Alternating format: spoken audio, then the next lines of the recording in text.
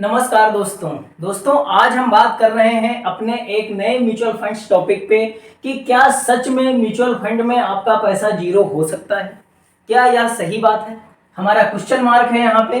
हम इसके बारे में डिटेल रिव्यू करने वाले हैं कि क्या सच में म्यूचुअल फंड में पैसा जीरो हो सकता है, क्या पॉसिबिलिटीज हैं या नहीं है, हमारा पैसा कितना सेफ है, ठीक है, कितना हम जो है इसमें निवेश करें तो कहाँ तक हमें रिटर्न मिल सकता है, और भी कुछ क्वेश्चंस हैं जो इसमें हम कवर करेंगे।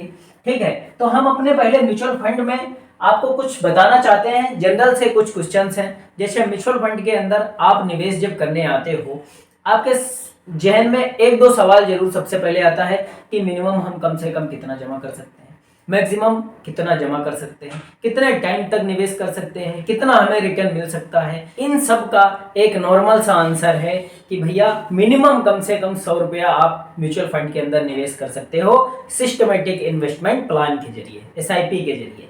और दूसरा क्या है कि हम कितने समय तक निवेश कर सकते हैं, तो भैया जिस दिन आप इसको बंद कर दोगे उस दिन बंद हो जाएगा, वरना लाइफ टाइम आप निवेश कर सकते हो। ये कोई बैंक FD नहीं है या कोई स्कीम नहीं है कि इतने दिन की है, इतने दिन के बाद रिटर्न मिल जाएगा। आपको 10 साल के लिए निवेश करना है, आप 10 साल के लिए करिए। आपको 15 साल के लिए करना है, आप 15 साल के लिए करिए। आपको जितने समय तक करना है उतने समय तक आप निवेश करिए। जिस दिन बंद कर दोगे और जिस दिन पैसा निकाल लोगे उस दिन आपका सब कुछ बंद हो जाएगा म्यूचुअल फंड में। ठीक है, तो ये बात हो गई कि कम से कम कितना हो गया, मैक्सिमम कितने समय तक हम निवेश कर सकते हैं, रिटर्न कितना मिलता है। दोस्तों इस पे एक एवरेज रिटर्न हम आपको बता दे रहे हैं कि म्यूचुअल फंड्स के अंदर हमें 15% कम से कम लॉन्ग टर्म में मिल जाता है। शॉर्ट टर्म की बात नहीं कर रहा हूं कि आप 1 साल या 2 साल के लिए अपना पैसा म्यूचुअल फंड के अंदर डालो। मान लो कि 2 साल बाद आपके घर में किसी की शादी करनी है, आपकी लड़की या बहन की शादी करनी है। अब आप सोच रहे हो कि हम 2 साल के लिए जो है पैसा म्यूचुअल फंड के अंदर निवेश कर देते हैं। भैया एक चीज याद रखना, फंस जाओगे, क्योंकि जरूरी नहीं है कि 2 साल में दे दे अच्छी बात है, देता तो है ही, वो डबल भी हो सकता है। क्योंकि अभी हमारे पास Mahindra Manulife small cap mutual fund आया था, अभी 1 ही साल भी नहीं हुआ है। 10 रुपए की इन्हें भी थी, 18 रुपए हो गई है, मतलब 80% का रिटर्न दे दिया उसने, 1 साल भी नहीं हुआ है। तो ये चीजें हैं, ये चीजें आप याद रखना। म्यूचुअल फंड है तो दे देगा, ठीक है।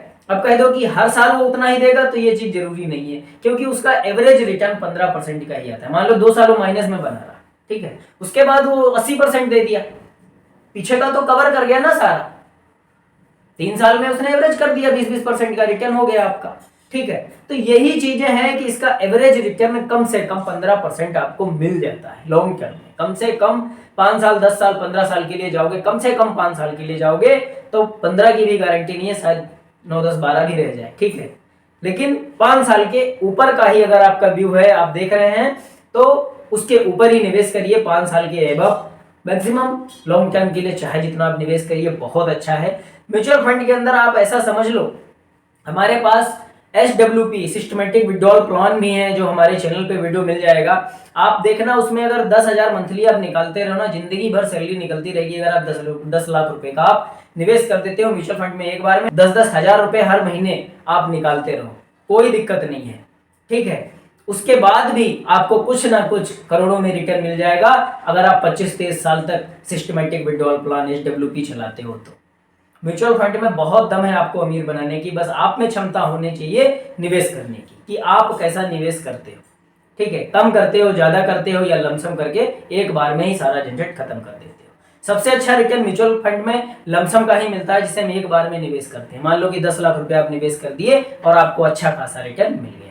एक बार में क्या है कि एक बार में जब आप निवेश कर देते हो तो शुरुआत से 10 लाख रुपए इन्वेस्ट हो जाता है। लेकिन SIP करते हो तो मान लो कि 3,000 रुपए की आपने SIP की 20 साल के लिए शुरू किया है अगर, तो 3,000 रुपया पहले महीने गया, दूसरे महीने 6,000, ऐसे ऐसे करके बढ़ता है। लेकिन जब आप 10 लाख रुपए एक बार में डालते हो तो पहले महीने से ही 10 लाख रुपए इन्वेस्ट हो जाता है। दूसरी बात, उसमें मिलता है कंपाउंड इंटरेस्ट, मतलब चक्रवृद्धि ब्याज, जो ब्याज के ऊपर ब्याज बनता चला जाता है, तो अमाउंट बहुत तेजी से बढ़ता है। मैं आपको बताना चाहूंगा, Nippon India small cap mutual fund एक ऐसा म्यूचुअल फंड यहाँ पे है जो जिसने जबरदस्त ताबड़तोड़ रिटर्न दी है। 20-21% का सालाना रिटर्न है पिछले 20-25 सालों का। उसने क्या किया है, पिछले अगर 10 सालों का डाटा उठा लो, 2013 से 2023-24 तक, तो पिछले 10-11 सालों में कहीं ना कहीं उसने पैसे को 13-14 गुना किया है। आप समझ रहे हो ना, 10 लाख रुपया अगर लगाए होते तो कहीं जाके 1.5 करोड़ रुपया बन जाता, 1 करोड़ के ऊपर। 10-11 सालों में कहीं जाके लगभग 1.5 करोड़ रुपया बन जाता कंपाउंड इंटरेस्ट के जरिए कि पैसे के ऊपर पैसा कैसे बनता अगर किसी ने 10 लाख रुपया एक बार निवेश कर दिया होता। ये होती है म्यूचुअल फंड की पावर। अगर आप में निवेश करने की क्षमता है तो पैसा बनेगा ही बनेगा, ये चीज आप याद रखना। बहुत सारे लोग बोलते हैं कि म्यूचुअल फंड कंपनी भाग जाती है। भैया ये भागने वाला धंधा नहीं है, इसमें पैसा लगता है 70 कंपनियों के अंदर, ठीक है। तो पैसा डूबेगा कैसे? ये म्यूचुअल फंड कंपनी के पास जब पैसा होता नहीं है तो भागेगी क्यों?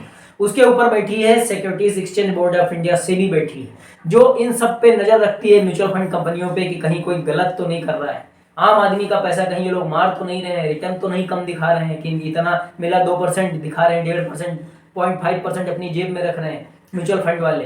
तो उस पे रहती है सेबी की नज़र, securities exchange board of India. इसको बिठाया है हमारी गवर्नमेंट ने कि हम आम आदमियों का पैसा कहीं मारा ना जाए, जिंदा रहे, ठीक है। बात करते हैं कि क्या सच में म्यूचुअल फंड में आपका पैसा जीरो हो सकता है? इसकी पॉसिबिलिटीज नहीं, नो, जीरो तो कतई नहीं होगा म्यूचुअल फंड के अंदर, ठीक है। कैसे? अब हम बात कर लेते हैं कि कैसे, ठीक है। अब आपने 10,000 रुपया निवेश किया, ठीक है, 10,000 रुपया निवेश किया, ये पैसा गया म्यूचुअल फंड के पास। म्यूचुअल फंड में कौन है? हमारे पास फंड मैनेजर है, एक्सपर्ट है हमारा, जो बहुत अच्छी रिसर्च करके शेयर लेता है। इसने शेयर क्या लिया? 10,000 रुपये को कहाँ लगाया? रिलायंस में लगाया, ठीक है, टाटा स्टील में लगाया। आप सुन लेना अच्छे से, बाद में मत कहना, ठीक है, वेदांता, ठीक है, ऐसे ऐसे शेयर लिया उसने। मान लो और भी कुछ शेयर हैं, लेकिन चलो एक दो और लिख देता हूं। IRFC हो गया, RVNL हो गया, LIC हो गया, ठीक है, ये शेयर लिए इसने। अब आपने क्या किया? 10,000 रुपए का 40% इसमें डाल दिया, 10% इसमें डाल दिया, ठीक है, 5% इसमें डाल दिया, ठीक है, और इसमें भी ऐसे ही इसने 10% डाल दिया, इसमें भी 10% डाल दिया, ठीक है। तो कितना हो गया? 40, 10 50, 10 60, 70, 75, मान लो 25% इसमें लगा दिया।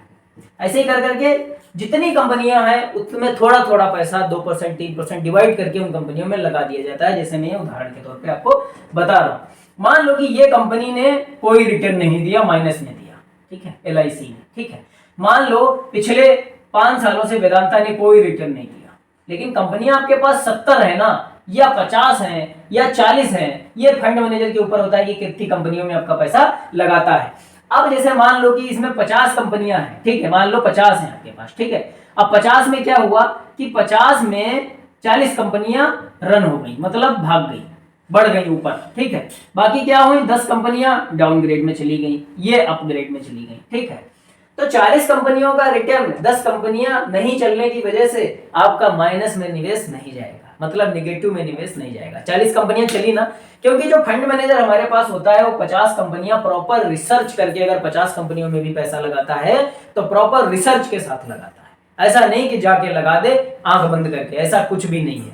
बढ़िया से बढ़िया शेयर लेता है, उसको भी अपनी परफॉर्मेंस दिखानी होती है म्यूचुअल फंड में कि लोग हमारे म्यूचुअल फंड में ज्यादा पैसा लगाएं, ठीक है। उसको भी अपनी कुछ इज्जत होती है जो बचाने के लिए फंड मैनेजर बढ़िया से बढ़िया शेयर लेता है जो हमें अच्छा रिटर्न दे सके।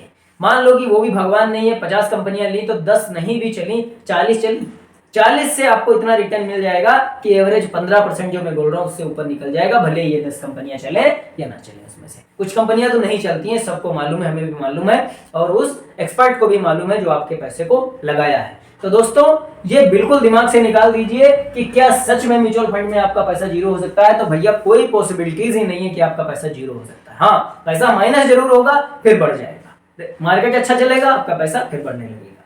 दूसरी बात, अब हम बात कर लेते हैं कि म्यूचुअल फंड कंपनी कहीं भाग गई तो एक ये भी क्वेश्चन रहता है। एक ये है कि आपका निवेश जीरो हो सकता है क्या, दूसरा ये है कि म्यूचुअल फंड कंपनी भाग जाए। तो भैया अगर म्यूचुअल फंड कंपनी भाग जाए या बंद हो जाए, चाहे जो कुछ हो जाए, आप ऐसे समझ लेना उसके ऊपर सेबी बैठा है। अगर वो कंपनी म्यूचुअल फंड अगर वो कंपनी बंद करता है, जिस कैटेगरी को कंपनी है, जैसे Franklin India small cap mutual fund है, वो कंपनी अपनी बंद कर रहा है, तो वो बंद करने का पहले आपका पैसा या तो अपनी ही किसी दूसरे म्यूचुअल फंड कंपनी में स्विच करेगा, जैसे Franklin India small cap Franklin India large cap में वो पैसा स्विच कर देगा, या आपको ऑप्शन देगा कि आप अपना पैसा विड्रॉ कर लो, या खुद विड्रॉ वो करके देगा, आपके अकाउंट में पैसा आ जाएगा। वो तभी अपना स्कीम, अपना म्यूचुअल फंड बंद करेगा फ्रैंकलिन, ठीक है।